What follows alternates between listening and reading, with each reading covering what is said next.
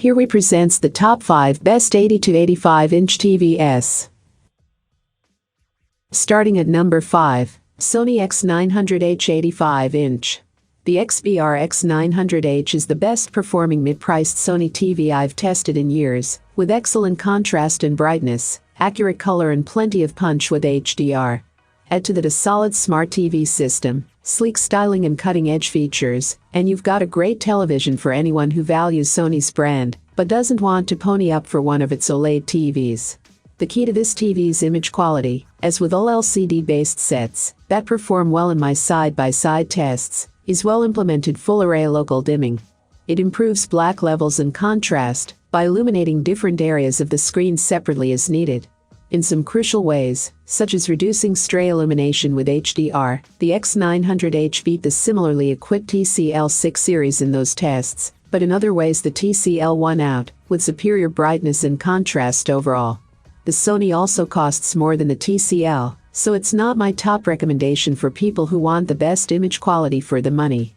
A couple of subtle touches separate the X900H from other big-screen, thin-frame TVs available today. There's a line of silver metallic finishing around the extreme edge on all four sides, matching the silver-colored stand legs. Those legs are thinner than usual, but feel plenty solid, and I appreciated that they're metal and not plastic. Uniformity, the X900H sample I tested, was very good in this category, with few visible variations across the screen in static or moving test patterns or program material, such as a hockey match. Compared to the TCL and the Hisense, the Sony lost black level fidelity and contrast from off-angle more severely as I moved away from the sweet spot in the center of the screen. On the other hand, it preserved color better than the other two. For more information and price, check out the product links in description. At number 4, Samsung UN85 TU8000FXCA. For the past few years, Samsung's 8 series has been a great go-to option for TV buyers wanting to balance performance and price in a way that once seemed unfathomable. The TU8000 doesn't quite represent the top of that range, but is just one step down, sharing plenty of the TU8500's boasts, but with an even more attractive price tag. It uses Samsung's Crystal LCD UHD panel technology and promises ease of use, a minimalistic design, choice of built-in voice assistant, and best-in-class smart TV system. There are also a whole host of screen sizes to choose from, so you can really make it work for your space. As is so often the case, the audio performance in the TU8000 isn't much to get excited about, but also isn't the worst we've heard. Overall, it's just on the flat side, with little by way of dynamics and organization, but offering a decent amount of weight that stops it from sounding too thin.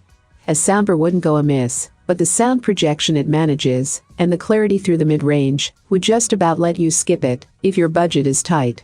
The TU8000 is a good value TV that offers a decent performance for the money, but can't shake some of the limitations of its more humble spec list. Brightness and color saturation take a knock compared with Samsung's pricier QLEDs, but its detailed picture, fantastic smart TV system and strong upscaling performance still offer plenty to like. Halfway of my listed number 3, LG OLED 77GX PUA 77-inch. After reviewing the CX and a handful of other TVs this year, as well as numerous OLED and LCD TVs from years past, I can say with confidence that the CX is the best. I compared it side by side to the TCL8 series, which is the best picture quality of any non-OLED TV I've reviewed. It's a superb performer and brighter than the CX, but the OLED beat it for overall picture quality.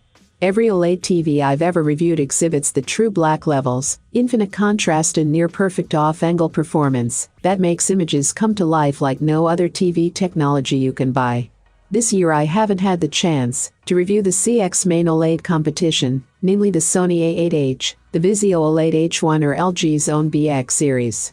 Based on my years of experience, however, and reports from other reviewers about those TVs, including Wirecutter and Ratings, if I had to recommend any OLED now, it would be the CX.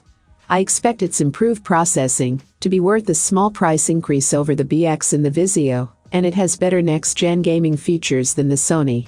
It might be tempting to spend a bit less on one of those TVs, especially if it's on sale, and if the price gap is significant I can't blame you. In general I expect any OLED TV to outperform any LCD TV. but based on my experience the CX is the best choice, regardless of price. I expect to review more OLEDs next year, but until then you can't go wrong with the CX, which is why it earned CNET's 2020 Editor's Choice Award for high-end TVs. Despite the extra brightness, however, the overall contrast and richness of the OLED's image made the LCD look relatively flat by comparison in many scenes. In the criteria 3051, for example, there was just a bit more pop and color in the food and the flower wrappings.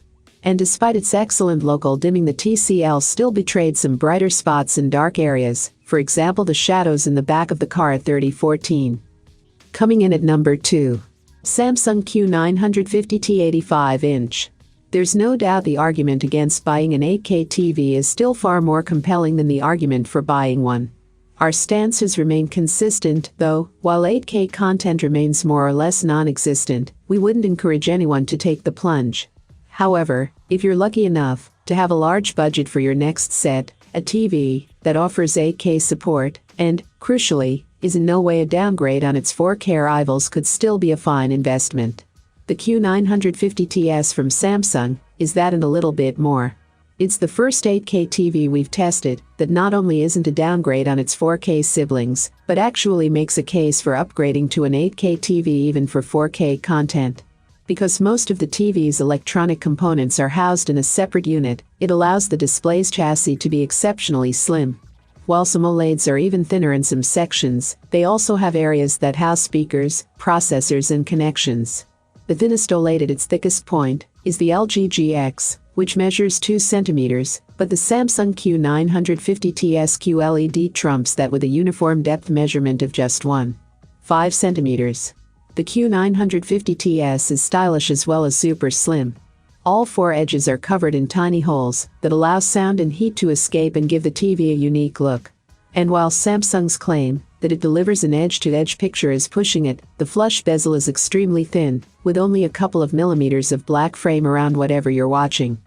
For more information and price, check out the product links in description. And number 1. Samsung Q90T 85-inch. For years, we've subscribed to the basic principle that bright TVs were better for bright rooms, and darker TVs are better for darker rooms.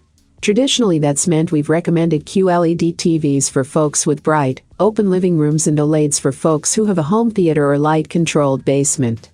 That's because the Samsung Q90T is built to be a bright TV, especially if you're using it in the dynamic picture setting, where it can hit over 2000 nits of peak brightness. But, turn it to another setting like movie or natural, and suddenly the brightness drops down to appropriate home cinema levels, making it somewhat of a double threat. You'll need to tweak the settings to find the perfect balance between brightness, color accuracy and contrast, but when you do it really shines. So what's wrong with it? It's a bit of a middle child. The Samsung Q95T QLED TV got the One Connect box that bundles all your connections into a single, nearly invisible wire that runs to the TV, while the Samsung Q80T does a lot of the same stuff for a lot less. Still, it's cheaper than last year's Samsung Q90R and mostly just as good. Of course, if that's a bit more than you wanted to spend, you could always pick up the similarly spec'd Samsung Q80T QLED TV that also uses full array local dimming, or drop down to either the Samsung Q70T or Q60T that use edge lighting instead. You're compromising on contrast if you do that, but the Samsung Q60T Q70T are half the price of the Q90T. The Samsung Q90T QLED TV doesn't need to use its intense brightness to dazzle viewers, and instead goes for natural colors and exceptional black levels.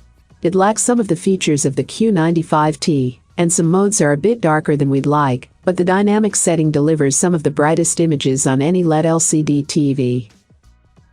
I have included these product link in the description. You can check out this link for more information and latest price. Thank you for watching this video. Please hit the like button, share with your friends, and be sure to subscribe.